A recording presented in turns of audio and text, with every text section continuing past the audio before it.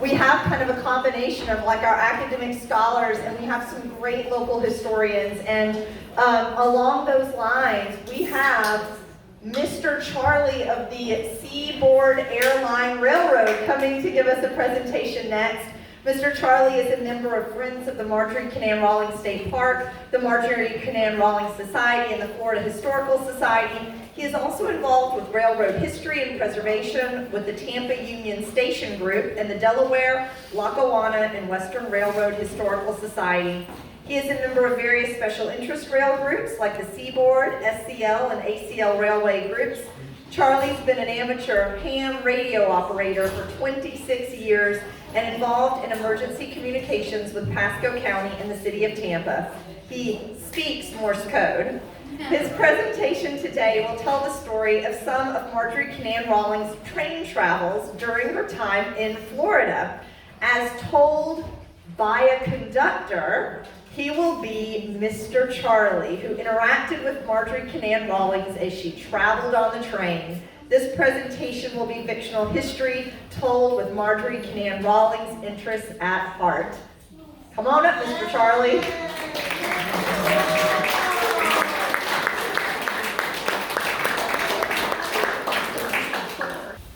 So you already got the lowdown of what I'm going to talk about, and I write this as historical fiction because originally, like Ken was saying, and some of the other speakers, I did this from research I had done in the past.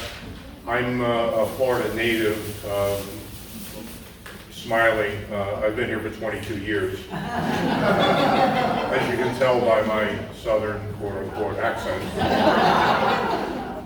And I bill myself in this presentation as a southbound guy with a northbound accent.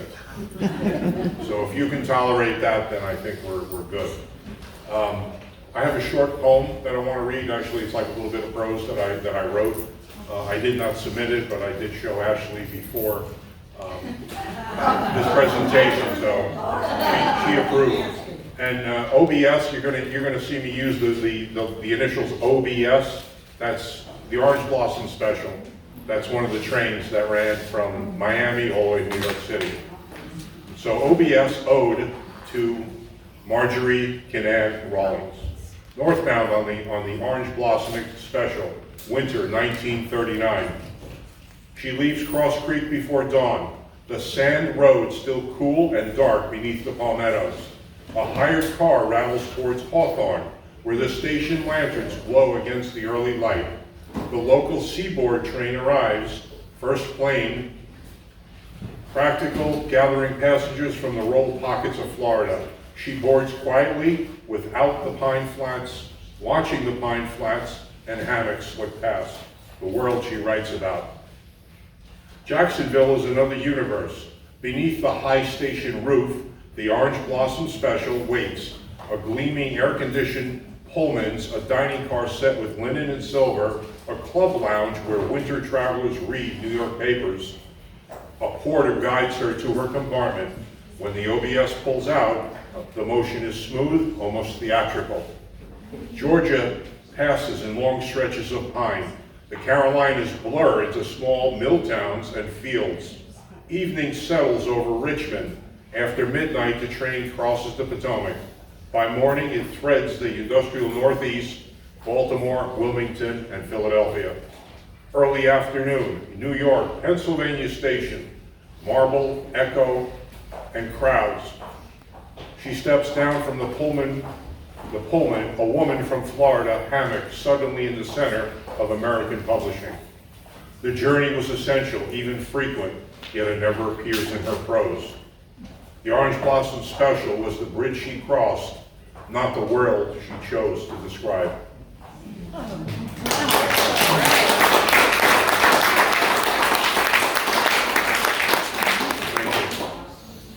So first things first. Marjorie traveled a few times via train from Hawthorne, Florida to New York and other places, mostly business related, as we know, to her publisher in New York. Actual trips were mentioned or inferred. there is nothing in Cross Creek that really spells out specifically that she boarded a Seaboard train and whatnot. Seaboard, by the way, is the SAL, which is the Seaboard Airline, Seaboard Airline, SAL. That's the train that she preferred that got her to Jacksonville, which got her to the Pullman. Earlier, when she came down in the 30s, the early 30s, it could have been something else like the Silver Meteor or the Silver Star, which still exists to this day. So MJR, MJR should be MKR. You'll also have to excuse some of my typos in here. I call that my patina, so thank you. And her second husband drove mostly, and I learned that late on in my research from who else but Florence Turcotte, the archivist, informed me, and I thank you, Florrie, put a shout out to her about that. The trips were mentioned were from 1933 until around 1949. Nearly all her letters to and from Julia Scribner Bingham are posted from, and I say this literally, Hawthorne without the E, Florida. Did you people know that the railroad added the E at the end of Hawthorne? I found that in my research. And I think it's also in the letters from Marjorie to Julia. I think it was in one of the footnotes that was noted. All right, so I did bring something to the table. Thank goodness there's 1 point for me. Trivia, that's good. Correspondence of Western Union telegrams, packages were routed via the station at SAL, the SAL station in Hawthorne. RPO is a railway post office. She did get things that were maybe left at Island Grove, but Island Grove at that time had maybe some vegetable farms nearby, thanks to Donna Green, which I learned a lot since walking in this door, okay, at Island Grove. And there was also a boat manufacturer, boats that she told me people had never seen on the lakes up there before, in Orange and Lochloosa. And that was at least some purpose for the freight. The only thing I can find for Island Grove that was railroad related was there was some kind of freight presence there. But again, with the vegetable farms and shipping large quantities of that at least gave purpose to Island Grove. Island Grove was pretty much a backwater as far as the railroad was concerned. Everything that happened to MKR was up in Hawthorne. Telegrams were sent there. Julia posted one thing that she sent her bags before a trip to Cross Creek, that she expressed her bags, which meant she sent it via RPO, Railway Post Office, or Express, to Cross Creek via Hawthorne. So they would be waiting for her there when she got off the train from New York. She had her choice at Hawthorne to use the South or the rival Atlantic Coastline, ACL, at the same station. I have pictures. There was a shared station. It was owned by the Seaboard, but later on, the ACL would just say, we don't need a station here, we'll share the one you have. And eventually, the ACL pulled out altogether. We'll talk about that. There's just a little bit more. Island Grove was also a stop. I talked about that. She also traveled to Tampa, as I found out, my home stomping ground, point south, and she would have went through or disembarked from Tampa Union Station. And she also could have went on to Fort Myers. The same line that runs up through Island Grove and Hawthorne today as a freight line still runs pretty much just about down to there, serves some of these citrus facilities that are in the central part of the state, just north of Lake Okeechobee. And incidentally, you know, in all the research I was doing, I find that, again, here's some of that patina. It should be Julia, not Julie. And Zora Neale Hurston used the train in their adventures. The Sal's Orange Blossom Special was a prominent passenger train connected Florida with the North and the Midwest. Gainesville, Micanopy, boy, I had a tough time learning how to say that. and how I said it, I watched a video somewhere on YouTube, and they explained it that it's Mick, like Mick Jagger, and Opie from Mayberry RFD. I could relate to all of that. And Ocala were possible departure points. You guys got, you know, this Oka something or other river over here, I still can't pronounce it. St. John's, I can deal with. This is a map of, and again, more of my patina here. Maybe hard to see for you, but all the way at the top, there's a line here, and at the top there's Citra and then Island Grove. Further up would be, they actually called it out on the railroad even though it wasn't a stops. Cross Creek, and then further up is Hawthorne. I was just not, again, my patina showing here. And Waldo after that.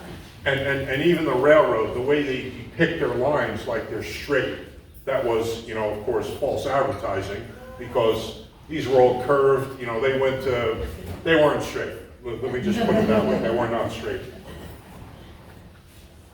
This is a stylized version of the Hawthorne Depot. What is true is the actual map that's superimposed.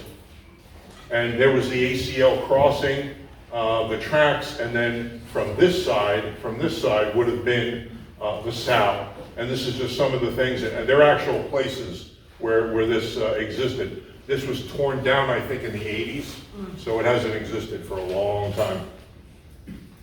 The Hawthorne Historical Society is located very close to this junction. So if you ever do see that place, there's a church nearby, that station was not far from there. This is what it looked like, okay? This is what the Hawthorne station looked like back in the day. This door represents that. And if you look, there's two chalkboards down the bottom between the two men standing there, and there's one up top. The one up top is for the SAL, and the one down the bottom is for the ACL. And I've looked at that, and this is an actual photo. This is the line to the left of them. They're the steam trains, and then the train to Jacksonville would be running. She would have been inside this office many times to do business. This is actual pictures from the interior of the Hawthorne station. Again, this is my poetic license there was no captions to these, but this gentleman up here looks like he's a train order clerk. That was for the railroad, for the engineer. When he came down, you know, even before the telegraph would have been for relaying those things, but somebody had to actually take a little card, a piece of paper, and hand it to the engineer or the conductor on the train that he's to go 5 miles and stop, those kind of orders like that. Or there's two, you know, dead cows further up the road, and he's got to be aware of that. And down here, this would have been like the dispatch office or a telegraph operator. I'm not sure what that is over here, but this all are the interiors of the Hawthorne station. That's what the Orange Blossom Special in advertising looked like. Again, this is their advertising. This is from 1939. This is the avant-garde streamliner era, where everything was clean and streamlined, and you know, that was just the whole rage of the 30s. And they were the first ones to have a large, comfortable, air-conditioned train. Yeah, 1935, the SAL actually had air conditioning in the train. Orange Blossom operated from 1925 to 1953. There's no significance to the date, but that's when they killed the train. This was a luxury train. It was a winter season express serving the Florida resorts only. The other two trains, the Silver Star and the Silver Meteor, they were also streamliners. Those were the ones that served the rest of the year. They ran all the time. You could get a train and take it from New York to Miami and back. Not the same day, though. No, you stayed in a Pullman cabin. Yeah. There's a timeline I put together. It just makes it's kind of redundant. I'm probably just going to skip over it, but I'll let you look at it quick. I put it together because I'm an analyst. That's what I do in my real life. I work for Publix in the corporate office. I'm a systems analyst. So I had to crunch some numbers here, and you know, so just give me a little levity with that. Between her lifeline and the operational line of also the Orange Blossom Special. There's the parallel tracks of, and there's no pun intended here, literary achievement and rail development reveal how deeply her mobility depended on the rail system. This is early on before the car and everything else. Even as her writing remained rooted in the timeless landscape of Cross Creek. All right, I'm getting there, next slide. I don't know if you can see this, but again, I outline pretty much, you know, from the start of the train all the way to the end, and where she was, like 1934, 38, South Moon Under, Golden Apples, writing the Yearling. The OBS operated as a premier winter train, multiple long trips for publishing business. That's her intent, her likely pattern. 3941, before wartime restrictions. High likelihood that she may have taken other trains. There was one reference to her taking probably 1933, 34, and I think it was in Cross Creek where she actually mentioned not this train, but a train that she rode on long distance. It was hot and it was sweaty, and she'd be absolutely on point to say both of them. Before air conditioning, if you opened the windows, by the time you got to Florida, it was hot and sweaty for everyone. So again, and then post-war, there was a mix of other things she may have done. She was flying after the war. You know, there's a couple of instances where she actually took a plane. So kind of the death of the train at this point. Collected references where I was able to find. There were others. These are probably the major ones. From 1933, a Scribner's editor, Maxwell Perkins, her letter to him. I caught the Seaboard train out of Hawthorne. That's my empirical evidence right there, I'm done. The whistle, and again, she had to take a little, you know, and I'm glad that she did. I love this remark. The whistle echoing over the orange groves. By midnight, the darkness of Georgia was rushing past my window. And it's from that I kind of made my little ditty, you know, kind of from inspiration from that quote. The next one from Cross Creek. The train from Hawthorne carried me away from the hammock oaks and the smell of the river.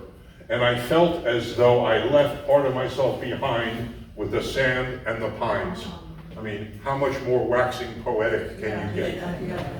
Okay, and again, I just put a comment about that reflects her emotional connection between home and departure by train. This is one, I know it's not on the long distance train from Cross Creek. I found it in the Sojourner, so I just thought I'd mention it.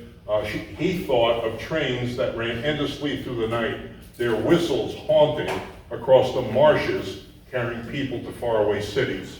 Now you could hear the train in Cross Creek, so I'm thinking to myself, that may have been a reference to what she experienced at Cross Creek with the train line going north-south, not even 3 or 4 miles away.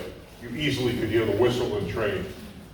Traveling coach on the Silver Service trains was Spartan at best, hot, sweaty. 1930s had no AC for lower fare passengers.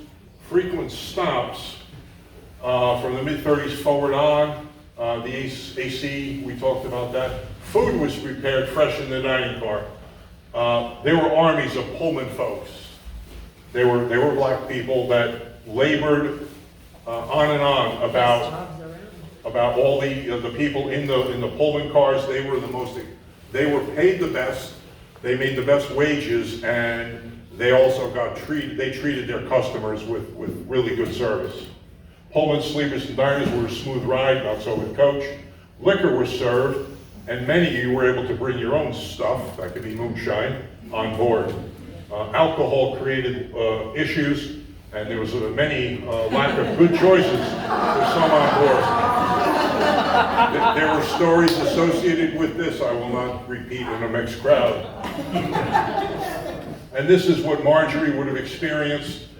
She would have had a day seat here, and directly above her would have been, when she traveled coach, her bed would have been right above. There was a compartment that came down. Okay, and this is Pullman service. You compare what you just saw to this, it's night and day. This would have been air conditioned in here. There was a small army of porters in large cities, Washington, New York, Richmond, Jackson, Tampa. These Pullman cars were well ventilated. These guys, the army of them, they dealt with laundry, guest services, and meals. They actually had laundries, like in Tampa. There's a black and white I found of a Pullman laundry where they would take all the laundry, the dirty laundry, the bed linens, and they'd wash it there, and then it would be back on the train maybe next day. They provided many premier services for many large railroads. Marjorie on the train. Oh, that's a good picture. You think that's a good picture? Yeah. I'm letting you know it's an AI created picture. And do you see what's photobombing? Okay. There's a little thing of the yearling. That's really cute. So yeah, you need to put some guardrails about AI. I'm telling you where I used it, and I did use it there. My wife helped me generate that picture, and it took, what, about a dozen times before she said, oh yeah, that looks like Marjorie now. This is also AI created. This is Marjorie bound for wherever she's going to go. This would have been early on. She would have had a seat like this. The conductor, that would be me, taking her ticket, and then her getting off with a porter, taking her luggage to wherever she's going to see her publisher, wherever in Penn Station in New York. And again, you know, I found some great resources, but I was able to recreate this using AI, and it was, for me, it was a wonderful tool. That's amazing. From Cross Creek. When a freeze was coming, I'm paraphrasing this, the southbound train would signal with the train horn, alerting folks of an upcoming freeze. She made mention of this, I don't remember again with the exact quote, but there was a certain way that they would say how low it's going to get by using the train horn. When people heard that train horn, they knew there's going to be a freeze that coming night, and how long it would be. Later on the train, what did the train do for Cross Creek? Economy and modernization to a point, remained rural for most of it. 1940s saw electric, better phone service, and this is the last stop. We're all off for Hawthorne, Florida. You've all seen this. This was my ode to her. This is her, you know, who I love Redbirds, Cardinals. Cardinals and I, we seem to spend a lot of time together. And my last slide is this. I'm grateful for all of you.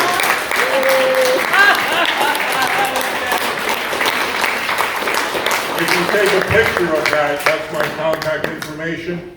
In the interest of time, I'm not going to take questions. You can always email me, text me, whatever you want. Well, did you hear Elaine's comment? She wanted to know if that's Is AI. that AI? This here, this is not AI. That was a good question. In fact, I have imperial evidence. My wife is here. She can attest to who I am. Thank you for letting me share.